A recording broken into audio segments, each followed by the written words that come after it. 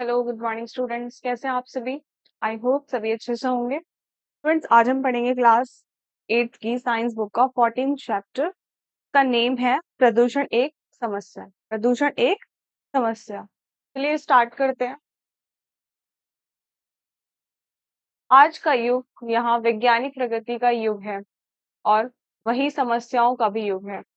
वैज्ञानिक उन्नति द्वारा प्रदत्त सुविधाओं के साथ अनेक समस्याएं भी उठ खड़ी हुई हैं और इन समस्याओं से मानव त्रस्त हो उठा है और बढ़ती हुई जनसंख्या की आवश्यकता की पूर्ति के लिए कृषि तथा उद्योगों में अधिकाधिक उत्पादन की आवश्यकता हुई है और इस हेतु बड़े बड़े कारखानों की स्थापना करके उत्पादन का स्तर बढ़ाया जा रहा है और किंतु औद्योगिकरण से एक अति गंभीर समस्या जुड़ गई है और वह है प्रदूषण की समस्या।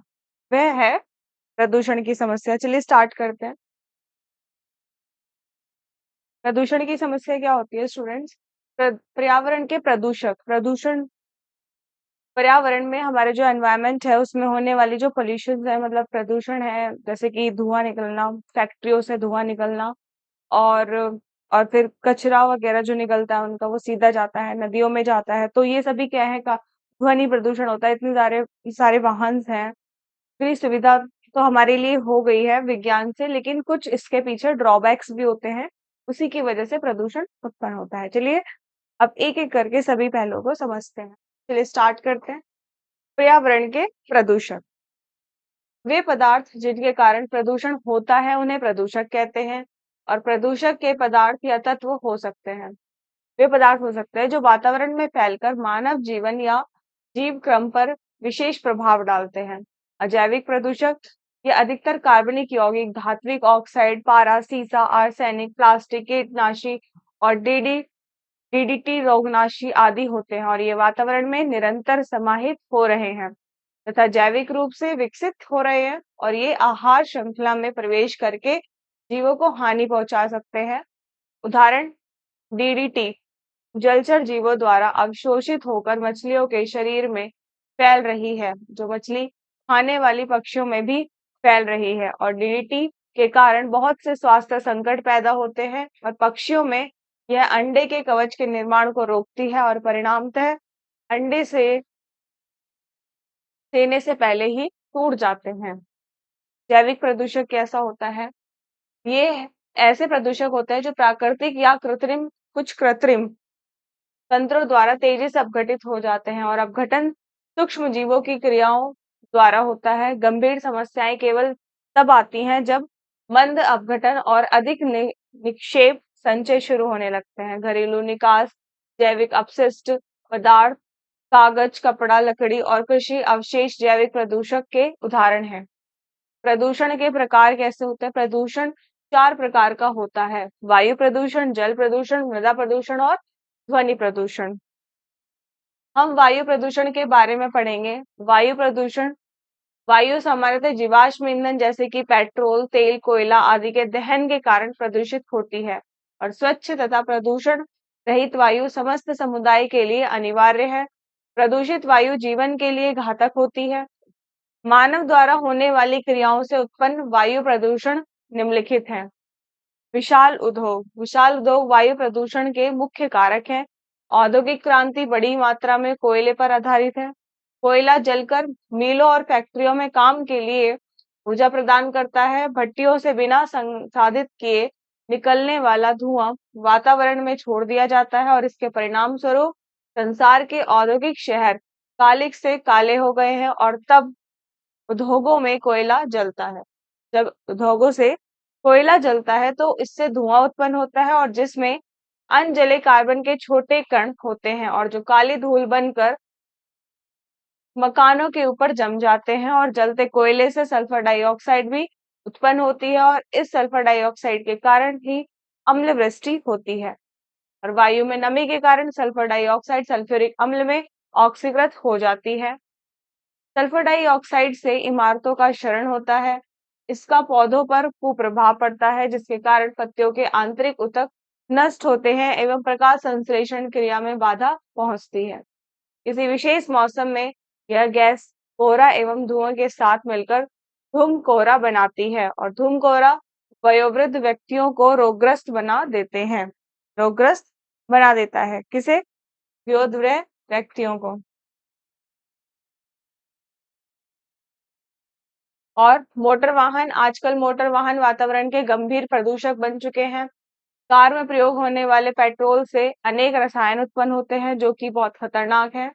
पेट्रोल में कार्बन की मात्रा होती है, और कार के इंजन में पेट्रोल का दहन पूर्ण रूप से होने के कारण वातावरण में कार्बन मोनोऑक्साइड निष्कासित होती है। और कार के इंजन में चिकनापन लाने के लिए यदि पेट्रोल में सीसा मिला हो तो यह सीसा अनजले हाइड्रोकार्बन तथा नाइट्रोजन ऑक्साइड के साथ वायु में मिल जाता है। कार्बन डाइऑक्साइड से भूमंडलीय तापन जैसी समस्याएं भी उत्पन्न होती हैं। भूमंडलीय तापन जैसी समस्याएं भी उत्पन्न होती हैं स्टूडेंट्स। नाउ, कार्बन मोनोऑक्साइड एक बहुत खतरनाक विषैला पदार्थ है जो हमारे शरीर के विभिन्न अंगों को रक्त कोशिकाओं द्वारा ऑक्सीजन पहुंचाने में बाधा उत्पन्न करता है। और वाहनों से निकलने वाली हाइड्रोकार्बन तथा नाइट्रोजन ऑक्साइड से मिलकर बना धूम कोहरा आंख, नाक तथा गले में जलन उत्पन्न करता है तथा फेफड़ों के रोग फैलाता है। अब आता है स्टूडेंट्स आपका टॉपिक रेडियो एक्टिव विकिरण। रेडियो एक्टिव विकिरण क्या होता है स्टूडेंट्स, से पढ़ेंगे रेडियो एक्टिव विकिरण के बारे में। परमाणु बम के रेडियो एक्टिव विकिरण से मुख्यतः सभी खतरनाक प्रदूषक निकलते हैं। नाभिकीय विद्युत इकाइयों में विद्युत उत्पादन के लिए रेडियो एक्टिव पदार्थ का प्रयोग किया जाता है, और इस प्रकार नाभिकीय विद्युत इकाइयों से कुछ रेडियो एक्टिव किरणें विकसित होती रहती हैं, जिससे वातावरण में रेडियो धर्मिता बढ़ने के कारण प्रदूषण फैलता है। नाउ, आपका नेक्स्ट टॉपिक है क्लोरोफ्लोरोकार्बन का प्रयोग। क्या होता है, कैसे होता है?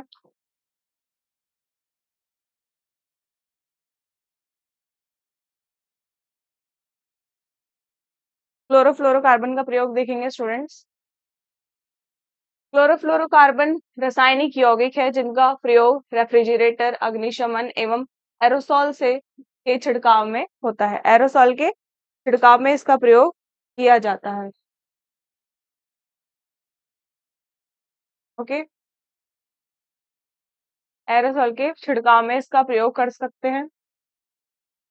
और वायुमंडल में बढ़ती क्लोरोफ्लोरो कार्बन की मात्रा पूरी वायुमंडल में स्थित ओजोन परत को धीरे धीरे नष्ट कर देती है, धीरे धीरे नष्ट कर देती है। और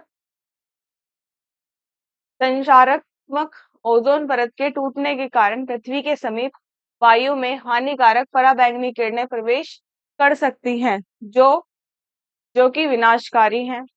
भूमंडलीय तापन क्या होता है? वायुमंडल में ग्रीन हाउस गैस की बढ़ती मात्रा के कारण भूमंडलीय तापन की समस्या उत्पन्न होती है। जल वाष्प, carbon dioxide, methane, nitrous oxide एवं ओजोन प्रमुख ग्रीन हाउस गैसें हैं, और ये गैसें पृथ्वी से होने वाले विकिरण को अंतरिक्ष में नहीं जाने देती, और इस प्रभाव को ग्रीन हाउस प्रभाव कहते हैं। यह अवरुद्ध विकिरण पृथ्वी का ताप बढ़ा देता है। कीटनाशकों का छिड़काव, डीडीटी जैसे कीटनाशक हमारे लिए वरदान है, जिनके प्रयोग से खाद्य उत्पादन में वृद्धि हुई है।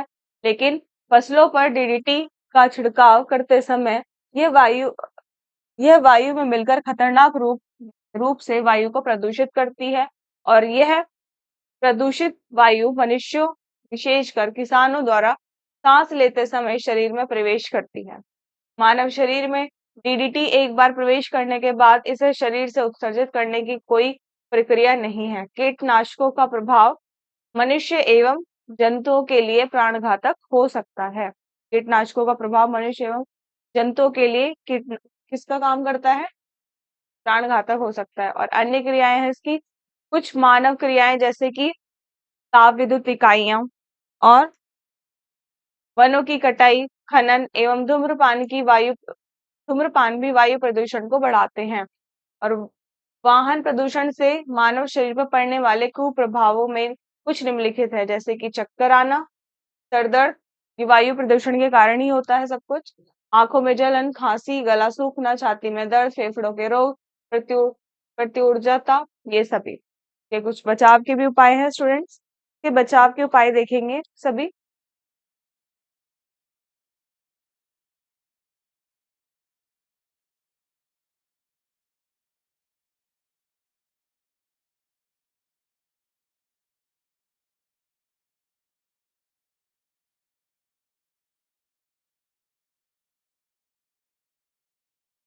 तालाब बनवाकर विविक्त वायु प्रदूषकों पर नियंत्रण किया जा सकता है। लकड़ी, कोयला, मिट्टी का तेल आदि का प्रयोग बंद करके धुआं रहित चूल्हा, सौर कुकर, बायोगैस का प्रयोग करना चाहिए और अधिक वृक्ष लगाएं।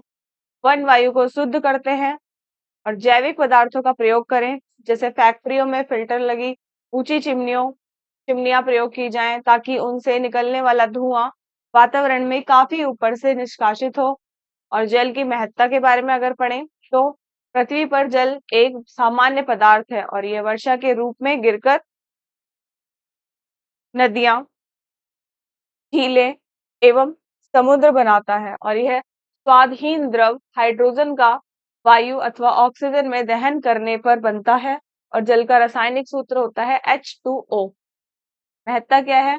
आप बिना भोजन के 1 सप्ताह अथवा इससे अधिक समय तक रह सकते हैं, किंतु जल के अभाव में कुछ ही दिनों में मर जाएंगे। और हमारे शरीर का 65% से भी अधिक भाग जल है और अधिकांश पदार्थ जल में विलय हैं, इसलिए अधिकांश जीवधारियों में महत्वपूर्ण रसायन जल द्वारा वाहित होते हैं। और जंतुओं के रक्त एवं वृक्षों के रस में अधिकांश जल होता है। जीवधारियों में अधिकांश अभिक्रियाएं जल के बिना संभव नहीं है। जल के बिना पापचय की क्रिया अधूरी है और पौधों के भोजन निर्माण की क्रिया में जल एक मुख्य पदार्थ है। नेक्स्ट टॉपिक है जल की उपलब्धता के बारे में हम नेक्स्ट क्लास में डिस्कस करेंगे स्टूडेंट्स। आई होप आपको आज की क्लास बहुत ही अच्छे से समझ आई होगी। नेक्स्ट क्लास में हम नेक्स्ट टॉपिक पर डिस्कस करेंगे। Thank you.